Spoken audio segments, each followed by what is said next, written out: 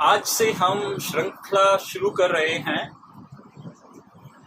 विज्ञान भैरव तंत्र की।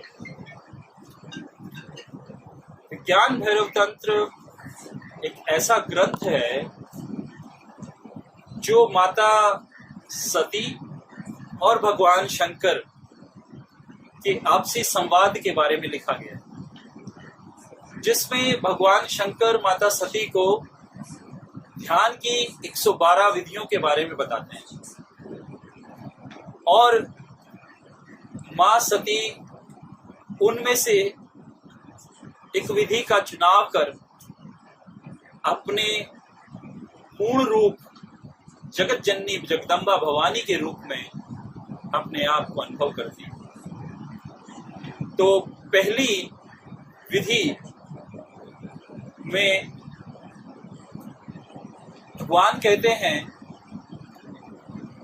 कि श्वास की गति के साथ नीचे जाओ और श्वास की गति के साथ बाहर आओ, और ये अंदर जाना और बाहर आना दोनों के बीच में एक जगह है जहां से श्वास ठहरती है थोड़ी देर और फिर उल्टी मुड़ती है। उस जगह पर ध्यान लगाना। तो पहली ध्यान की विधि में प्रक्रिया बड़ी सिंपल सरल सी है। आप ध्यान के माध्यम से श्वास के माध्यम से श्वास के साथ नीचे जाएं और जहां तक श्वास जाती है उसके साथ वहां तक की यात्रा करें और श्वास के साथ ही बाहर आ जाएं।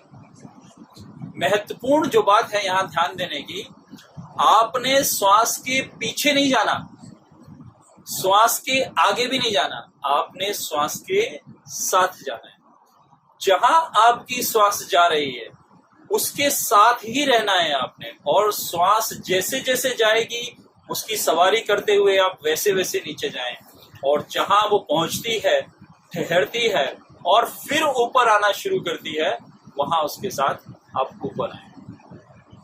इसमें शुरू में प्रारंभिक उसमें आपको कुछ बातें ध्यान रखनी जरूरी है। एक तो आपने तुरंत में भोजन ना किया हो, भोजन करके 3, 4, 5 घंटे का समय हो जाए ताकि आपका पेट जो है आपको हल्का महसूस हो। दूसरा, आप प्रारंभिक उसमें श्वास ले सकते हैं, पर सही तरीका है आप बिना श्वास में कोई भी बदलाव किए, यानी स्वतः श्वास की गति जो चल रही है उसी पर ध्यान करना है। पर प्रारंभिक अवस्था में आप श्वास ले सकते हैं। तो इसमें थोड़ा सा अपनी तरफ से जो बता रहा हूं वो ये है कि आप अपने बाएं नासिका को बंद कर श्वास को छोड़ दें,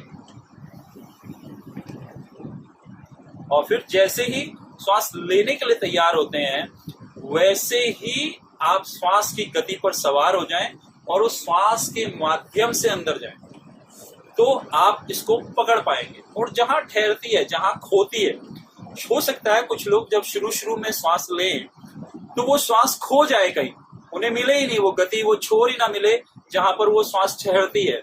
तो जहां श्वास खो रही है और जहां से वो फिर आपके पकड़ में आ रही है, आपको वो स्थान पकड़ना है। कुछ लोगों का श्वास हो सकता है सिर्फ छाती तक ही जाए, कुछ लोगों का श्वास हो सकता है छाती से थोड़ा नीचे यहाँ तक चला जाए, और बहुत कम लोग होंगे जिनका श्वास नाभि तक जाएगा।